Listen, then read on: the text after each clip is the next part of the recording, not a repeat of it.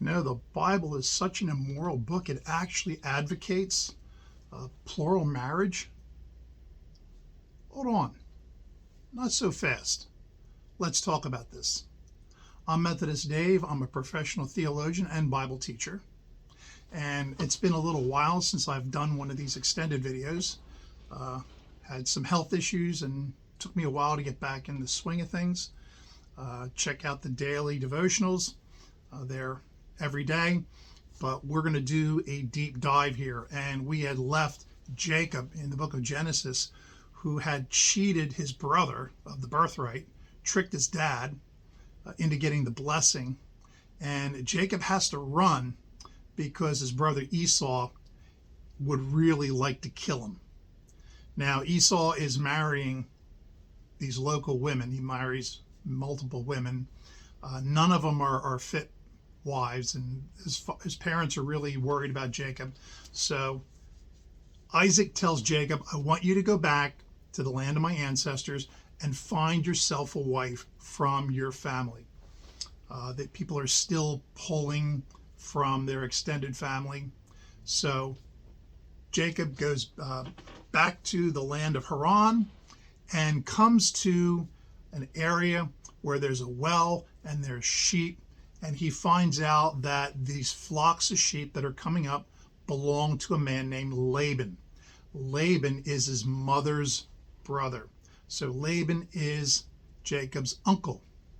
And as the sheep are coming forward to this well, there's this young woman, this beautiful woman that Jacob sees and falls in love with her, and her name is Rachel. He falls madly in love with her, and she's his cousin, his first cousin. Well, Jacob goes to Laban's house, and Laban says, hey, you've been here a while. What can I do for you?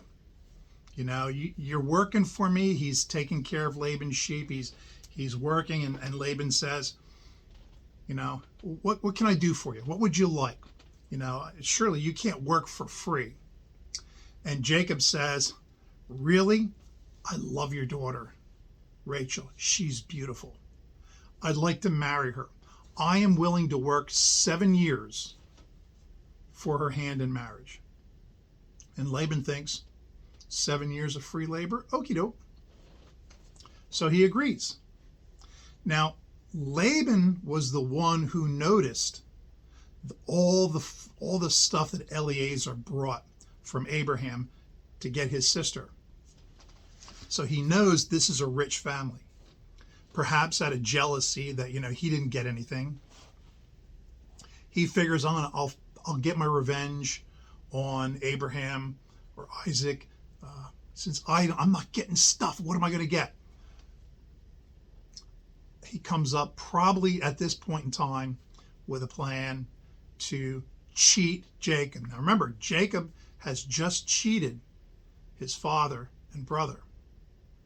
He traded Esau's birthright for a bowl of stew, and he deceived his father into thinking he was Esau to get the blessing.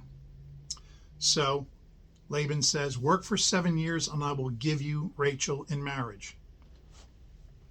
Well, 7 years go by like nothing. The wedding comes up, and it's a big party. It's a Middle Eastern culture. The bride is wearing a veil. Now, we read previously in the book of Genesis chapter 29 that Rachel had an older sister named Leah. Now, it tells us that Rachel was beautiful, but Leah had weak eyes. And scholars have pondered that. What does weak eyes mean? Somebody has said she's a little hard on the eyes. Perhaps she couldn't see very well. Maybe we would use the euphemism, she has a nice personality. But Leah wasn't as desirable as Rachel. Now, perhaps Jacob's had a lot to drink. I don't know. But it's before indoor lighting. There'd be a feast. There'd be celebrating. There's excitement. And the couple would go into the tent. And if she entered the tent with her veil on, and if she said very little, and being his sister, she would sound a lot like her sister and look a lot like her sister. If she doesn't say much, and if the light stays out, in the dark, Jacob's not going to know the difference. Now, it's the actual intercourse that seals the deal. So they do the deed, and in the morning when the sun comes up and the light shining through the tent now, and you can see inside there, and he wakes up and he's lying next to Leah, not Rachel. Oh, he's mad. He's mad, mad, mad. Comes out and finds Laban. What did you do to me?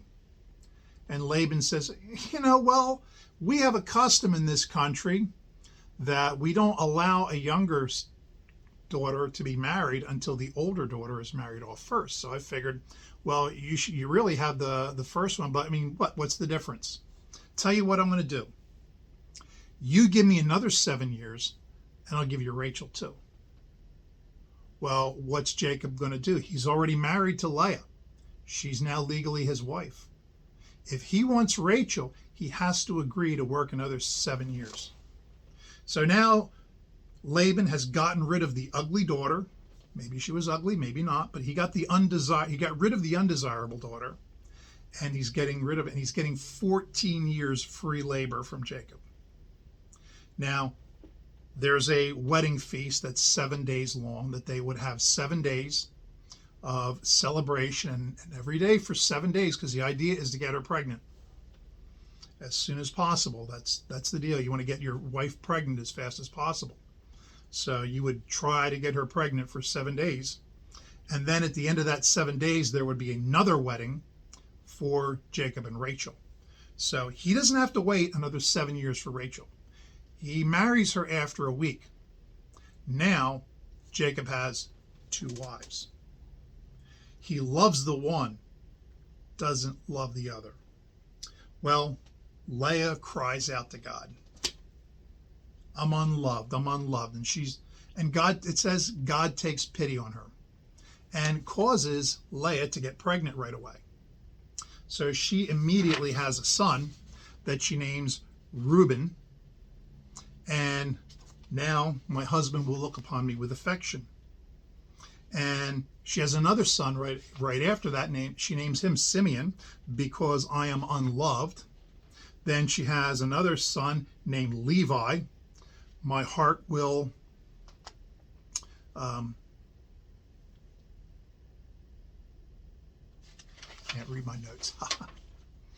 And finally, a fourth son, Judah. What is my son? My heart. My husband. No, Levi. My husband will want me now.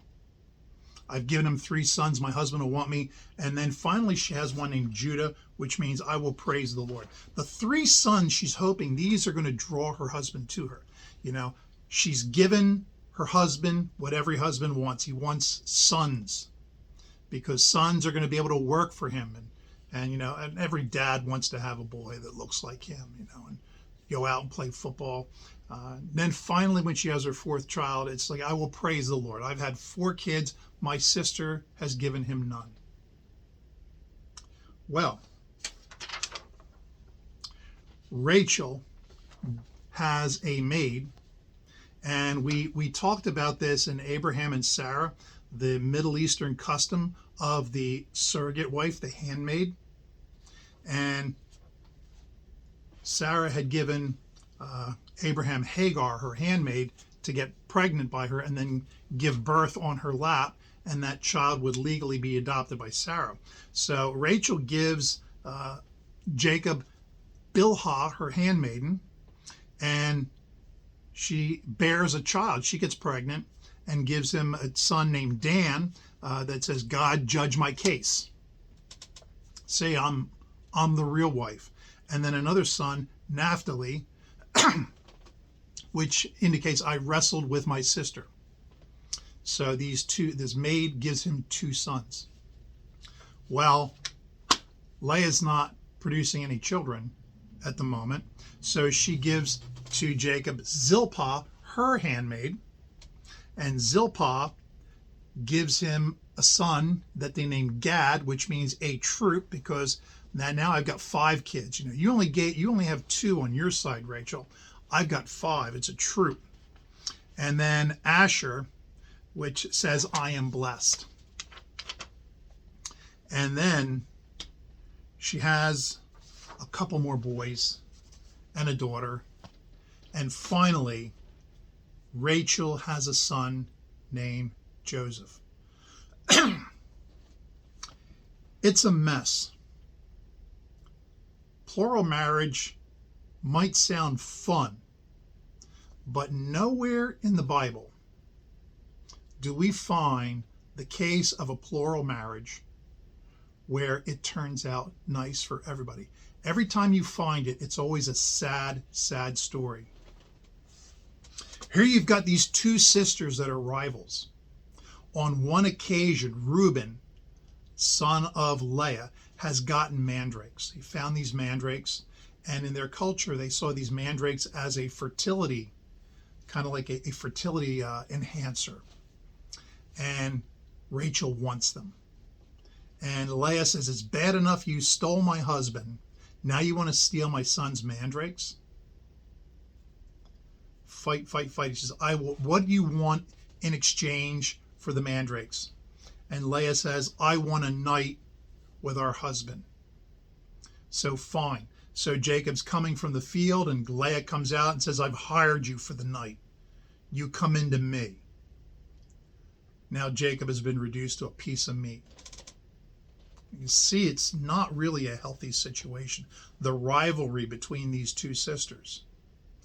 And this will expand between friction amongst the sons. Now remember that Rachel is Jacob's favorite wife.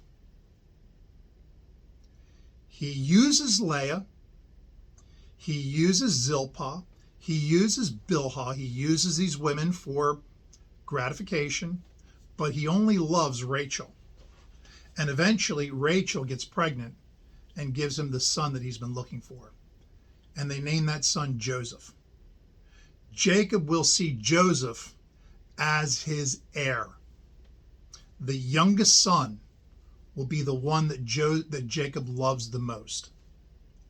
And that will be a whole other problem. And we'll talk about that next time.